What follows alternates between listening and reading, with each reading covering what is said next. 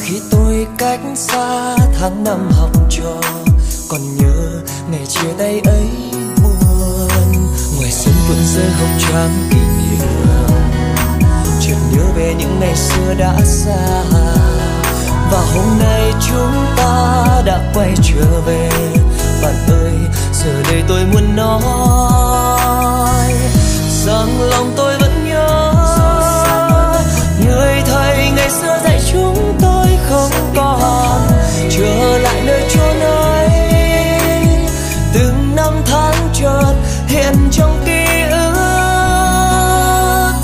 ngày xưa đó mãi mãi bay xa, xa rời ta về nơi phương trời. Cùng bao cánh hoa phượng rơi ngập đầy nắng vàng, và những chiều mưa ta cùng bước trên đường xưa. Ngày xưa đó mãi mãi bay xa, xa rời ta về nơi chốn ấy. Bao bạn thân khi xưa bên nhau, giờ đây còn lại mình ta trong nỗi nhớ thiết tha.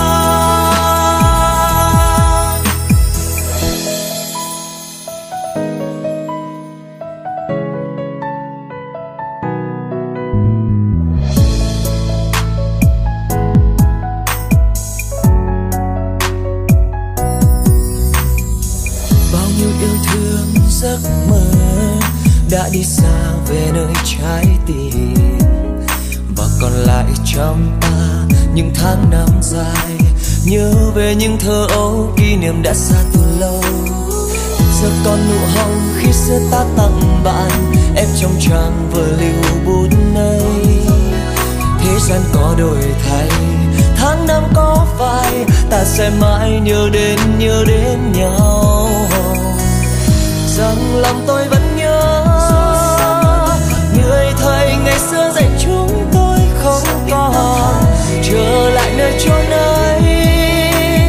Từng năm tháng chợt hiện trong ký ức, ngày xưa đó mãi mãi bay xa, xa rời ta về nơi phương trời. Cùng bao cánh hoa phương rơi ngập đầy nắng vàng, và những chiều mưa ta cùng bước trên đường xưa. Ngày xưa đó mãi mãi bay xa, xa rời ta về nơi chốn ấy. Bao bạn thân khi xưa bên nhau, giờ đây còn lại mình ta trong nỗi nhớ ấy. Đâu đâu biết đâu rồi, ngày bạn và tôi vẫn thường đến lớp. Giờ tìm nơi đâu còn lại đây chút nắng hồng ngây ngô bằng lặng thinh. Vẫn nhớ hoài những ngày thơ ấu, ta vui chơi dưới sân trường. Nhưng giờ đây xa nhau mất rồi, bạn thân ơi chớ quên. Ngày xưa đó mãi mãi bay xa, xa rời ta về nơi phương trời. Cùng bao cánh hoa phương rơi ngập đầy nắng vàng, và những chiều mưa ta cùng bước trên đường xưa. Ngày xưa đó mãi mãi bay xa, xa rời ta về nơi chốn ấy. Bao bạn thân khi xưa bên nhau, giờ đây còn lại mình ta trong nơi nhớ thiết tha. Giờ đây còn lại mình ta trong nỗi nhớ thiết tha.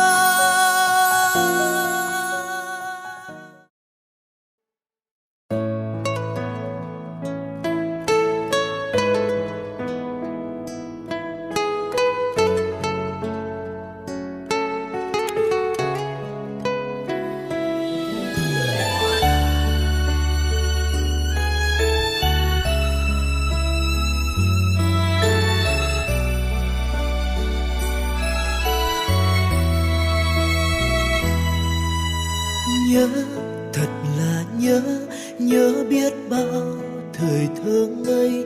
Nhớ những khi buồn vu vơ, nghe tiếng ve thổn thức tâm hồn.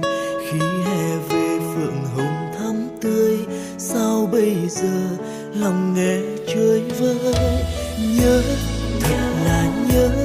nhớ lắm thôi mùa thi qua, nhớ phút giây ngày chia tay.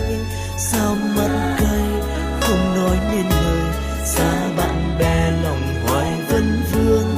Nay đâu rồi Hạ ơi tiếc thương một thời.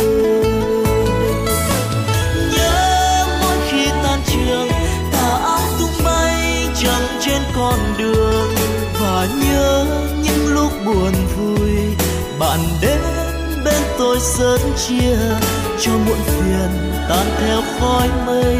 Tuổi học trò ký ức còn đây, ơn cô thầy khắc ghi mãi thôi.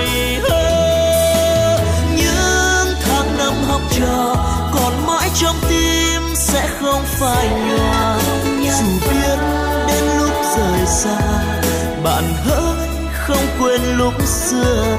Ta chung trường chung bao ước mơ, nhưng bây giờ mỗi đứa mỗi nơi. Mong sau này ta luôn sát vai bạn ơi.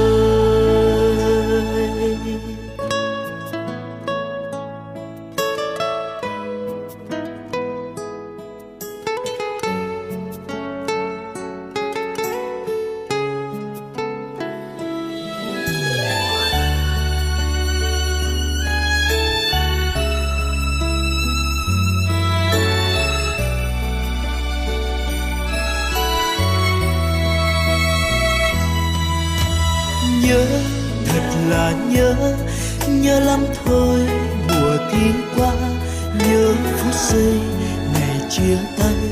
Sao mắt cay không nói nên lời, xa bạn bè lòng hoài vấn vương. Nay đâu rồi Hạ ơi tiếc thương một thời. Nhớ mỗi khi tan trường tà áo tung bay chẳng trên con đường, và nhớ những lúc buồn vui bạn đến bên tôi sớm chia cho muộn phiền tan theo khói mây. Tuổi học trò ký ức còn đây, ơn cô thầy khắc ghi mãi thôi. Những tháng năm học trò còn mãi trong tim sẽ không phai nhòa, dù biết đến lúc rời xa bạn hỡi không quên lúc xưa. Ta chung trường chung bao ước mơ, nhưng bây giờ mỗi đứa mỗi nơi. Mong sau này ta luôn sát vai bạn ơi.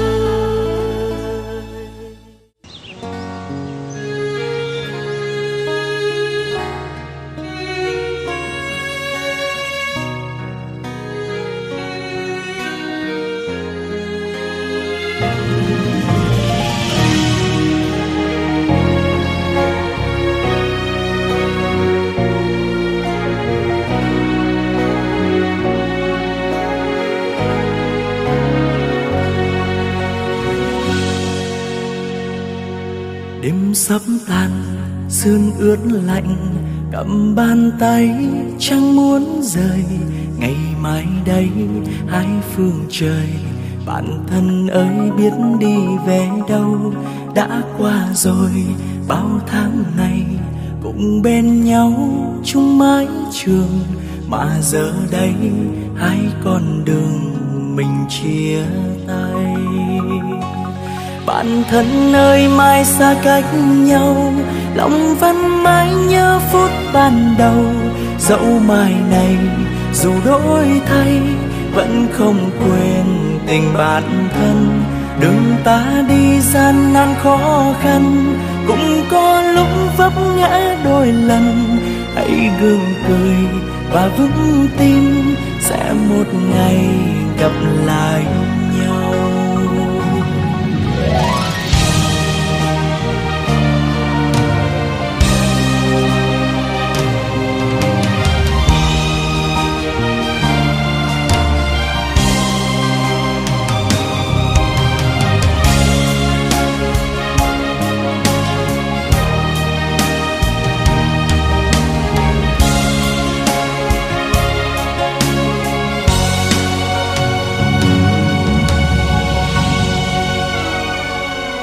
Đêm sắp tàn, sương ướt lạnh, cầm bàn tay chẳng muốn rời. Ngày mai đây hai phương trời, bạn thân ơi biết đi về đâu. Đã qua rồi bao tháng ngày cùng bên nhau chung mái trường, mà giờ đây hai con đường mình chia tay. Bạn thân ơi mai xa cách nhau, lòng vẫn mãi nhớ phút ban đầu. Dẫu mai này dù đổi thay, vẫn không quên tình bạn thân. Đường ta đi gian nan khó khăn, cũng có lúc vấp ngã đôi lần. Hãy gượng cười và vững tin, sẽ một ngày ta gặp lại nhau. Bạn thân ơi mai xa cách nhau, lòng vẫn mãi nhớ phút ban đầu. Dẫu mai này dù đổi thay, vẫn không quên tình bạn thân. Đường ta đi gian nan khó khăn, cũng có lúc vấp ngã đôi lần. Hãy gượng cười và vững tin, sẽ một ngày gặp lại nhau. Hãy gượng cười và vững tin, sẽ một ngày. Bạn thân ơi mai xa cách nhau, lòng vẫn mãi nhớ phút ban đầu. Dẫu mai này dù đổi thay, vẫn không quên tình bạn thân. Đường ta đi gian nan khó khăn, cũng có lúc vấp ngã đôi lần. Hãy gượng cười và vững tin, sẽ một ngày gặp lại nhau. Hãy gượng cười và vững tin, sẽ một ngày ta gặp lại nhau.